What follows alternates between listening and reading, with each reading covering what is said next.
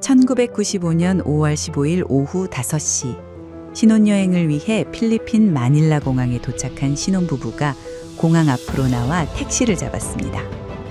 26세 신부 지연을 먼저 태우고 남편 현우는 트렁크에서 짐을 꺼내고 있던 중이었습니다. 현우가 짐을 다 싣고 트렁크를 닫는 순간 택시가 갑자기 시동을 켜며 출발했습니다. 뒷좌석에는 26세 신부 지연이 혼자 앉아 있었고 현우가 필사적으로 택시를 쫓아달렸지만 차는 이미 지연을 태우고 어둠 속으로 사라진 후였습니다. 도대체 이들에게 무슨 일이 벌어진 것일까요? 어메이징 미스터리 지금 시작합니다. 사건이 시작되기 하루 전인 5월 14일 김포공항 국제선 정사에서 한 쌍의 신혼부부가 출국 수속에 밟고 있었습니다. 29세 현우와 26세 지연이었습니다. 두 사람은 결혼식을 올린 지 불과 일주일 만에 떠나는 신혼여행에 들떠 있었습니다. 현우는 서울 강남구의 한 중견 전자회사에서 근무하는 과장이었고 지연은 결혼과 함께 다니던 은행을 그만두고 전업주부가 될 예정이었습니다. 1990년대 중반 경제성장과 함께 해외여행이 대중화되기 시작한 시기였습니다. 두 사람이 선택한 여행지는 필리핀 마닐라였습니다. 1995년 당시 필리핀은 한국인들에게 인기 있는 신혼여행지 중 하나였습니다. 현우는 회사에서 받은 보너스와 결혼 축의금을 모아 이 여행을 준비했습니다. 오후 1시 30분 김포공항에서 마닐라로 향하는 대한항공 KE621편이 이륙했습니다. 비행시간은 약 3시간 20분이었습니다. 기내에서 두 사람은 여행 가이드북을 펼쳐놓고 마지막 일정을 점검했습니다. 필리핀 시간으로 오후 3시 50분 항공기는 니노이 아키노 국제공항에 착륙했습니다. 한국과 필리핀의 시차는 1시간으로 한국 시간 오후 4시 50분에 해당했습니다. 두 사람은 입국 수속을 마치고 수화물을 찾았습니다. 공항 밖으로 나오니 무더운 열대 날씨가 그들을 맞았습니다. 지연이 부채로 바람을 일으키며 더위를 식혔고 현우도 셔츠 단추를 풀었습니다. 공항 출구에는 수많은 택시들이 대기하고 있었습니다. 현우는 호텔까지 가는 택시를 찾기 시작했습니다. 한 명의 택시기사가 다가왔습니다. 40대 초반으로 보이는 남성이었습니다. 깔끔한 차림에 영어를 할 줄 아는 것 같았습니다. 마카티 지역 호텔이요?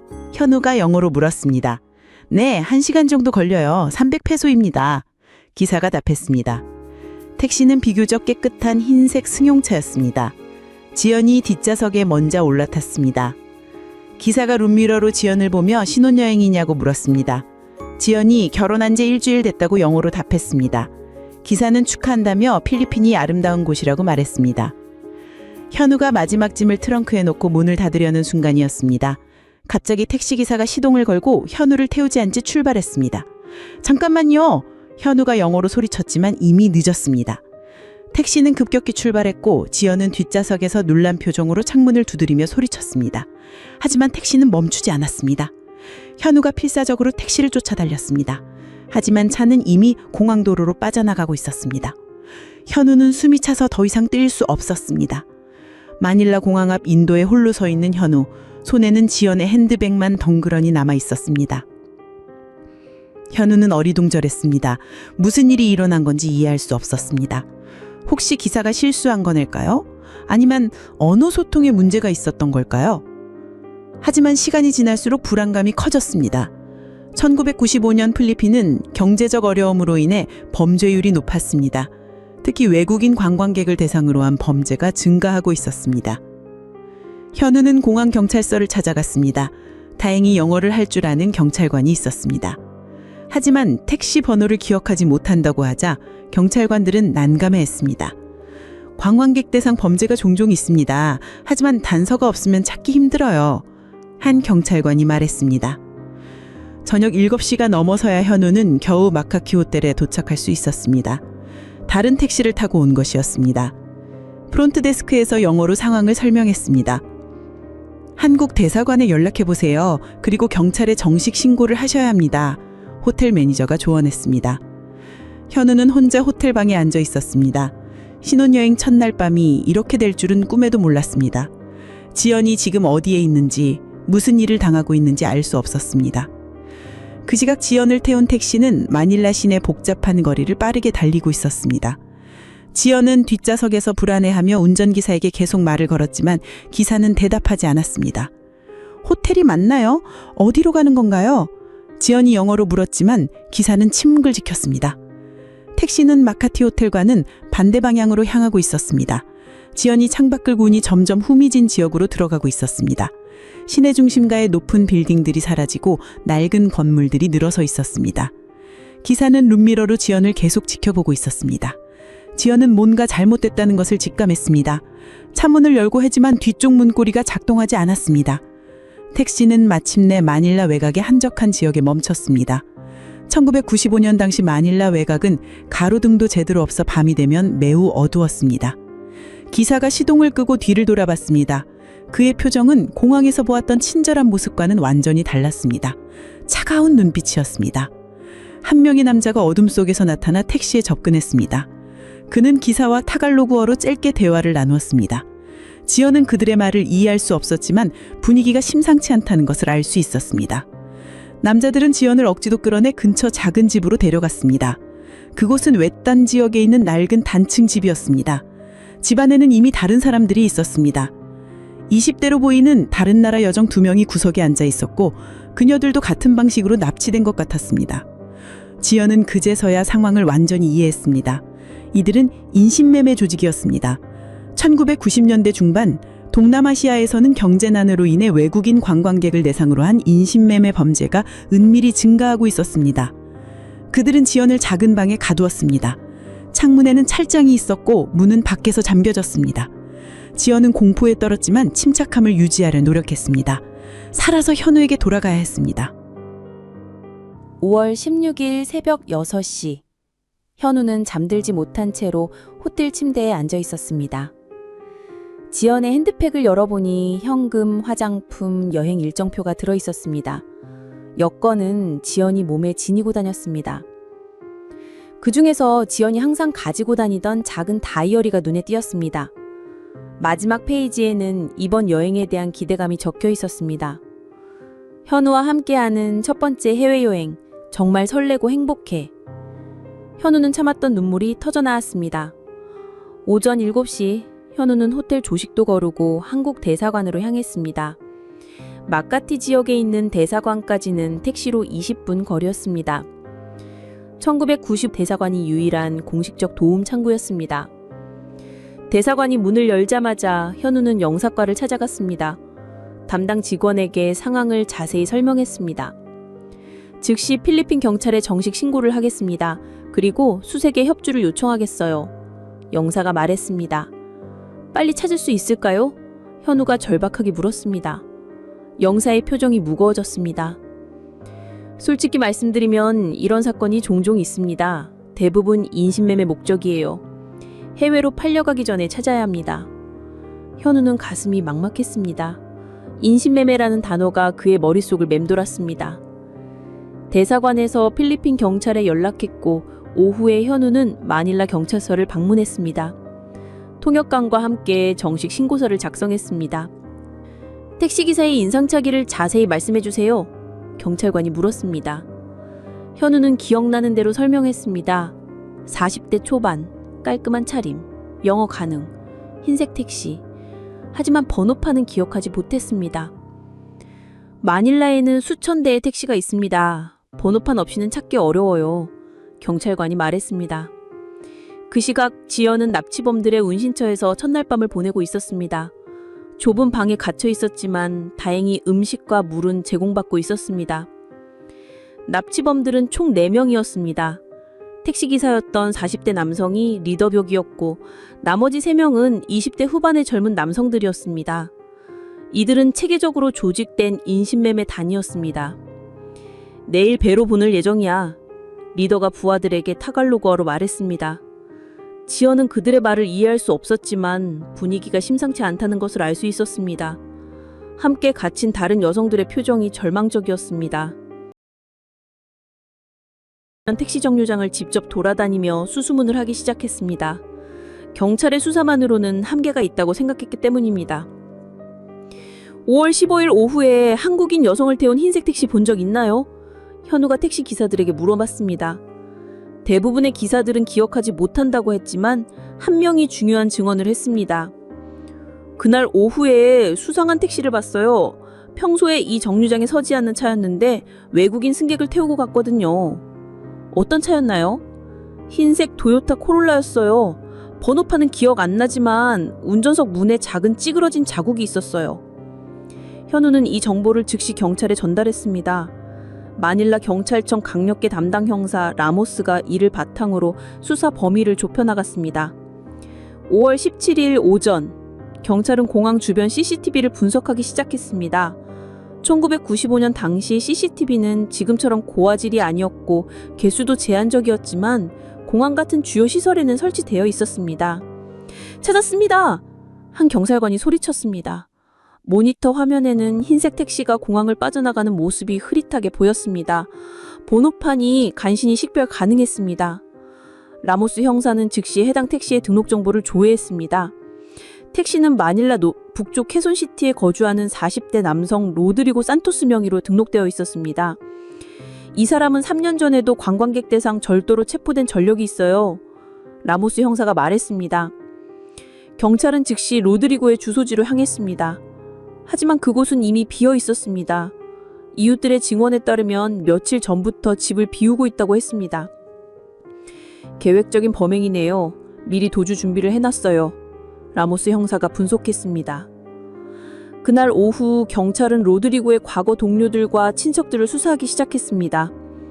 그 과정에서 충격적인 사실이 드러났습니다. 로드리고는 최근 몇 개월간 대규모 인신매매 조직과 연루되어 있었습니다. 한 경찰관이 보고했습니다. 이 조직은 동남아시아 전역에서 활동하는 국제 인신매매단이었습니다. 필리핀에서 젊은 여성들을 납치해서 중동이나 유럽으로 팔아넘기는 일을 하고 있었습니다. 외국인 관광객들을 노리는 이유가 있어요. 신원 파악이 어렵고 가족들이 멀리 있어서 수색이 늘어지거든요. 라모스 형사가 설명했습니다. 현우는 이 소식을 듣고 절망에 빠졌습니다. 지연이 해외로 팔려갈 수도 있다는 생각에 온몸이 털렸습니다. 보통 어디로 보내나요? 현우가 털리는 목소리로 물었습니다. 중동의 부유한 집이나 유럽의 불법 업소길이 주요 목적지입니다. 한번 그곳으로 가면... 라모스 형사는 말을 잇지 못했습니다. 그 시각 지연이 갇힌 은신처에서는 불길한 움직임이 시작되고 있었습니다. 조직원들이 큰 가방들을 들고 들어왔고 감금된 여성들을 다른 곳으로 이송할 준비를 하고 있었습니다. 내일 새벽 배가 출발해. 모두 준비시켜. 리더가 지시했습니다. 지연이 상황이 급박해지고 있다는 것을 직감했습니다. 이곳을 벗어나지 못하면 정말로 돌아올 수 없는 곳으로 팔려갈 것 같았습니다. 밤이 되자 감시가 다소 느슨해졌습니다. 조직원 중 한 명이 술에 취해 잠들어 있었고 나머지들도 내일 이송 준비로 바빴습니다. 지연은 방 구석에서 탈출 방법을 생각하기 시작했습니다. 창문의 철장은 견고했지만 문 근처의 벽 일부가 낡아서 약해 보였습니다. 함께 갇힌 다른 여성 중 한 명이 조용히 다가왔습니다. 그녀는 인도네시아에서 온 20대 여성이었고 한 달 전에 똑같은 방식으로 납치되었다고 했습니다. 내일 배로 보내질 거예요. 지금이 마지막 기회예요. 그녀가 영어로 속삭였습니다. 지연은 고개를 끄덕였습니다. 더 이상 기다릴 시간이 없었습니다.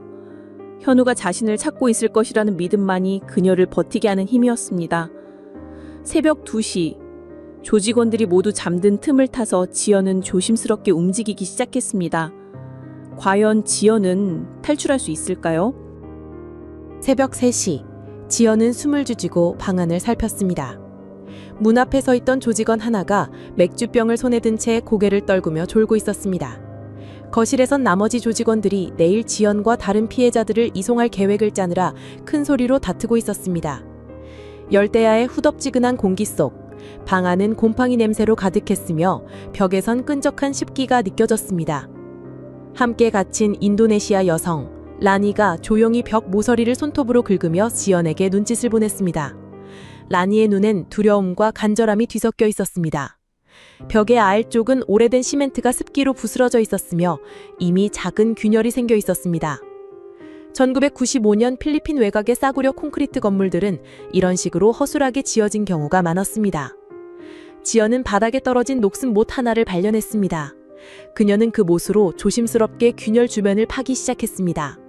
조직원들의 다툼 소리가 커질 때마다 그녀는 리듬을 맞춰 벽을 팠습니다. 소음이 새어나갈까봐 이불로 손을 감싸고 작업했습니다. 라니는 문 쪽을 주시하며 혹시라도 발각될까 떨고 있었습니다. 1시간쯤 지났을까 벽에 사람 하나가 간신히 기어나갈 수 있을 만한 구멍이 생겼습니다. 땀으로 젖은 지연의 손이 떨렸습니다.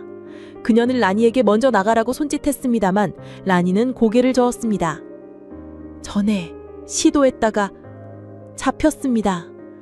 라니의 속삭임엔 지난 찰칠 실패의 공포가 묻어 있었습니다. 지연은 망설였지만 시간이 없었습니다. 새벽이 되면 이송이 시작될 예정이었습니다. 지연이 구멍을 통해 빠져나가려는 순간 거실에서 발소리가 들렸습니다.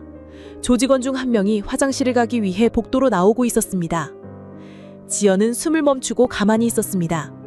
발소리가 점점 가까워졌습니다. 문 앞에서 자고 있던 감시자가 몸을 뒤척였습니다. 5분이 영원처럼 느껴졌습니다. 다행히 조직원은 화장실을 다녀온 후 다시 거실로 돌아갔습니다. 지연은 다시 구멍으로 몸을 밀어넣기 시작했습니다. 좁은 공간을 통과하느라 옷이 찢어지고 팔에 상처가 났지만 개의치 않았습니다. 드디어 건물 밖으로 나왔습니다. 밖은 깜깜했고 주변에는 아무것도 보이지 않았습니다. 지연은 방향 감각을 잃고 어디로 가야 할지 몰랐습니다. 멀리서 개 짖는 소리가 들렸습니다. 사람이 사는 집이 있다는 뜻이었습니다. 지연은 그 소리를 따라 걷기 시작했습니다. 한편 같은 시각 현우는 호텔방에서 라모스 형사와 통화하고 있었습니다. 1995년 당시 국제전화는 호텔 객실에서도 가능했지만 요금이 매우 비쌌습니다. 로드리고의 동료 중 한 명을 체포했습니다. 신문 결과 은신처 위치를 파악했어요. 라모스 형사가 말했습니다. 지금 당장 가보실 수 있나요? 현우가 간절하게 물었습니다. 새벽 6시에 작전을 시작할 예정입니다. 그 전에 주변을 포위해야 해요. 현우는 안도했지만 동시에 불안했습니다. 6시까지 3시간이 남았는데 그 사이에 무슨 일이 일어날지 알 수 없었습니다. 지연은 30분간 걸음 끝에 작은 마을에 도착했습니다. 낡은 집들이 여러 채 있었고 그중 한 집에서 희미한 불빛이 보였습니다. 지연은 그 집으로 다가가 문을 두드렸습니다. 한참 후에 50대로 보이는 필리핀 남성이 문을 열었습니다. 그는 새벽에 갑자기 나타난 외국인 여성을 보고 놀랐습니다. 도와주세요. 경찰을 불러주세요. 지연이 영어로 필사적으로 말했습니다. 영어를 할 줄 모르는 남성은 지연의 상처투성이인 모습과 찢어진 옷을 보고 상황을 이해했습니다. 그는 지연을 집 안으로 들여보내고 아내를 깨웠습니다. 집 안에는 1995년 당시 필리핀 시골에서 흔히 볼 수 있는 오래된 가전제품들이 있었습니다. 특히 큰 브라운관 텔레비전과 벽에 걸린 유선전화가 눈에 띄었습니다. 남성이 경찰에 즉시 전화했습니다. 하지만 전화를 걸어보니 새벽 시간이라 당직자만 있었고 영어를 할 줄 아는 경찰관은 아침에야 출근한다고 했습니다. 그때 갑자기 멀리서 차 소리가 들렸습니다. 지연은 몸이 굳었습니다. 조직원들이 자신을 쫓아온 것 같았습니다. 뒷문으로 나가세요. 남성이 급하게 말했습니다. 지연은 뒷문으로 나가 집 뒤편 숲으로 숨었습니다. 얼마 후 앞마당에서 거친 목소리들이 들렸습니다. 조직원들이 이 집을 수색하고 있었습니다. 외국인 여자 봤어? 한 조직원이 집주인에게 물었습니다. 못 봤어요. 집주인이 대답했습니다. 조직원들은 집안을 뒤지고 주변을 수색했지만 지연을 찾지 못했습니다. 30분 후 그들은 다른 곳으로 향했습니다. 지연은 숲에서 1시간을 더 숨어 있다가 조심스럽게 집으로 돌아왔습니다. 집주인 부부는 여전히 깨어 있으면서 그녀를 기다리고 있었습니다. 이제 안전해요. 아침이 되면 경찰서에 데려다 드릴게요. 집주인이 말이 통하지 않는 지연에게 손짓발짓으로 말했습니다. 새벽 5시, 마닐라 경찰서에서는 급박한 상황이 벌어지고 있었습니다. 라모스 형사가 이끄는 특수부대가 내일 새로운 은신처로 향할 준비를 하고 있었습니다. 무장한 조직원들이 있을 수 있으니 조심하세요. 라모스 형사가 팀원들에게 지시했습니다. 현우도 경찰을 따라 현장 근처까지 동행했습니다. 1995년 당시 이런 작전에 피해자 가족이 동행하는 일이 종종 있었습니다. 새벽 6시 정각, 경찰 특수부대가 은신처를 포위했습니다. 확성기를 통해 항복을 요구했지만 응답이 없었습니다. 돌입 명령이 떨어지고 경찰들이 건물로 진입했습니다. 하지만 놀랍게도 건물은 거의 비어 있었습니다. 늦었어요. 이미 다른 곳으로 이동한 것 같습니다. 한 경찰관이 보고했습니다. 방 안에서는 지연이 뚫고 나간 구멍이 발견되었고 바닥에는 지연의 것으로 보이는 머리핀이 떨어져 있었습니다. 부인이 탈출하신 것 같습니다. 라모스 형사가 소리쳤습니다. 현우는 희망과 불안이 교차하는 복잡한 감정을 느꼈습니다. 지연이 살아있다는 것은 확실해졌지만 지금 어디 있는지는 알 수 없었습니다. 경찰은 즉시 주변 지역 수색을 시작했습니다. 반경 3km 내의 모든 민가를 조사하기로 했습니다. 그 시각 지연은 집주인의 오래된 지프를 타고 가장 가까운 경찰서로 향하고 있었습니다. 1995년 필리핀 시골 지역의 도로는 포장이 잘 되어 있지 하다 차가 심하게 흔들렸습니다. 거의 다 왔어요. 저기 경찰서가 보여요. 집주인이 말했습니다. 지연은 마침내 안전한 곳에 도착한다는 안도감에 눈물이 났습니다. 이제 현우에게 돌아갈 수 있을 것 같았습니다. 오전 8시 30분, 지연을 태운 지프가 바랑가이 경찰서 앞에 멈췄습니다. 바랑가이는 필리핀의 최소 행정구역으로 작은 경찰서가 있었습니다. 경찰서는 작고 낡았지만 지연에게는 천국 같았습니다. 경찰관들은 상처투성이인 외국인 여성을 보고 즉시 응급처치를 해줬습니다. 무슨 일이 있었나요? 영어를 할 줄 아는 경찰관이 물었습니다. 지연은 지난 이틀간의 일을 자세히 설명했습니다. 공항에서의 납치, 은신처에서의 감금, 그리고 극적인 탈출. 경찰관은 즉시 마닐라 경찰서에 연락했습니다. 라모스 형사는 지연이 안전하다는 소식을 듣고 안도했습니다. 지금 바로 그쪽으로 향하겠습니다. 그리고 남편분도 데려오겠어요. 라모스 형사가 말했습니다. 지연은 드디어 현우를 제외할 수 있다는 생각에 가슴이 벅찼습니다. 악몽 같았던 이틀간의 일이 끝나가고 있었습니다. 현우는 라모스 형사와 함께 바랑가이 경찰서로 향하는 경찰차 안에 있었습니다. 1995년 필리핀의 도로 사정은 좋지 않아 마닐라에서 외곽까지 1시간 이상 걸렸습니다. 현우는 차창 밖을 바라보며 지연이 정말 무사한지 확신하지 못했습니다. 부인이 직접 전화로 상황을 설명했어요. 목소리도 또렷했고요. 라모스 형사가 현우를 안심시켰습니다. 그 시각 바랑가이 경찰서에서는 지연이 간단한 치료를 받고 있었습니다. 팔과 다리의 상처에 소독약을 바르고 붕대를 감았습니다. 1995년 당시 시골 경찰서의 의료시설은 매우 기초적이었지만 응급처치는 가능했습니다. 지연은 경찰관에게 인신매매 조직에 대한 상세한 정보를 제공했습니다. 은신처의 위치, 조직원들의 인상착의, 그리고 다른 피해자들에 대한 정보까지. 함께 갇혀있던 여성들이 더 있어요. 인도네시아 여성 1명과 태국 여성 1명이요. 지연이 말했습니다. 경찰관은 즉시 이 정보를 마닐라 본청에 전달했습니다. 다른 피해자들도 구출해야 했습니다. 현우를 태운 경찰차가 바랑가이 경찰서에 도착했습니다. 현우는 차에서 내리자마자 경찰서로 뛰어들어갔습니다. 지연이 의자에 앉아 붕대를 감은 채 있는 모습을 보는 순간 현우는 눈물을 터뜨렸습니다. 지연도 현우를 보자 일어나 달려갔습니다. 두 사람은 서로를 끌어안고 한참을 울었습니다. 48시간이라는 시간이 영원처럼 길게 느껴졌습니다. 정말 무서웠어요. 지연이 현우의 품에서 말했습니다. 이제 괜찮아. 다 끝났어. 현우가 지연의 머리를 쓰다듬었습니다. 라모스 형사가 다가왔습니다.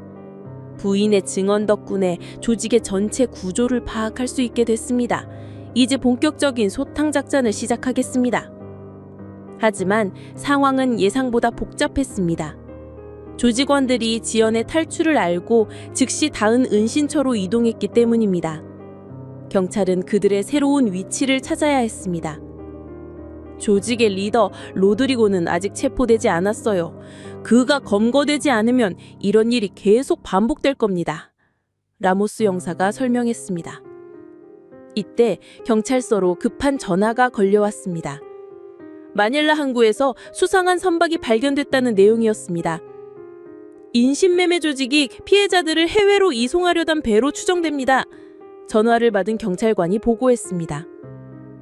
라모스 형사는 즉시 결정을 내렸습니다. 지금 당장 항구로 가야 해요. 다른 피해자들이 그 배에 있을 가능성이 높습니다.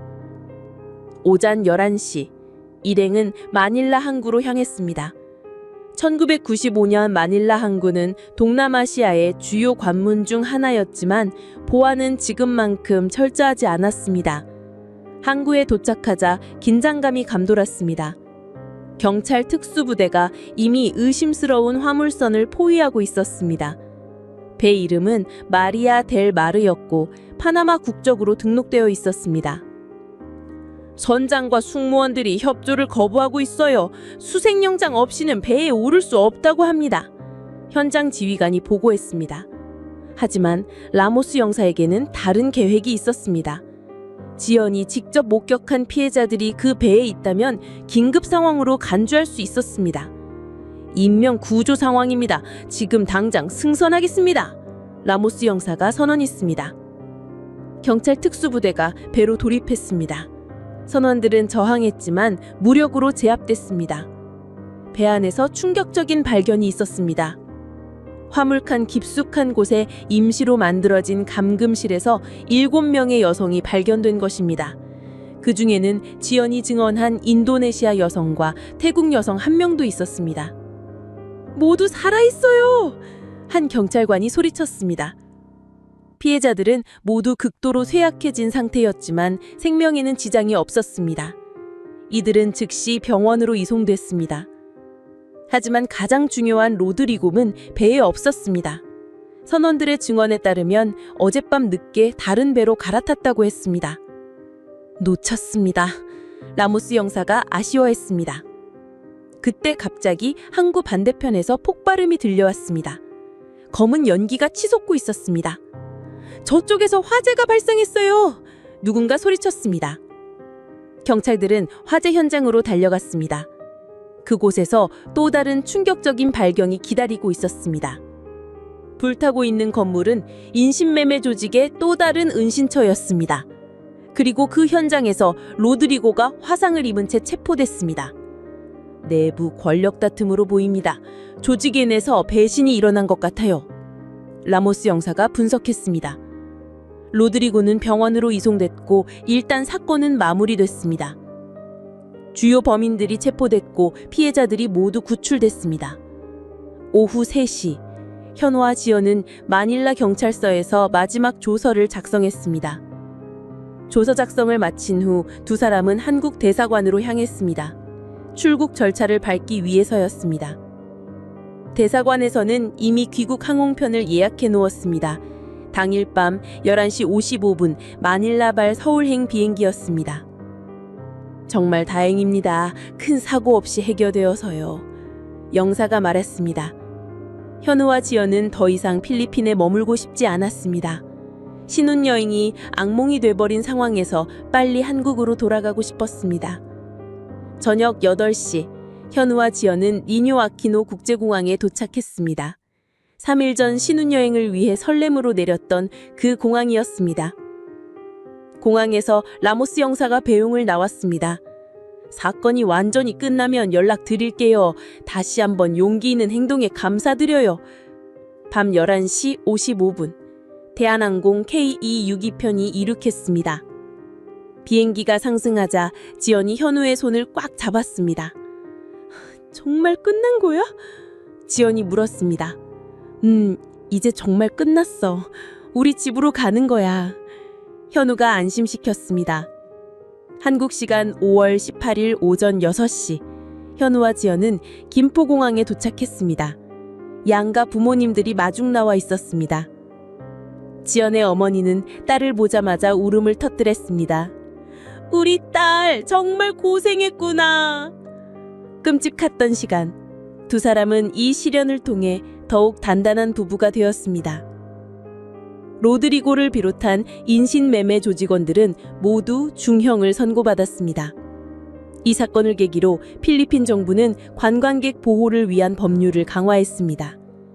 1995년 마닐라에서 벌어진 이 사건은 단순한 납치 사건을 넘어 국제 인신매매의 실태를 드러낸 중요한 사례가 되었습니다.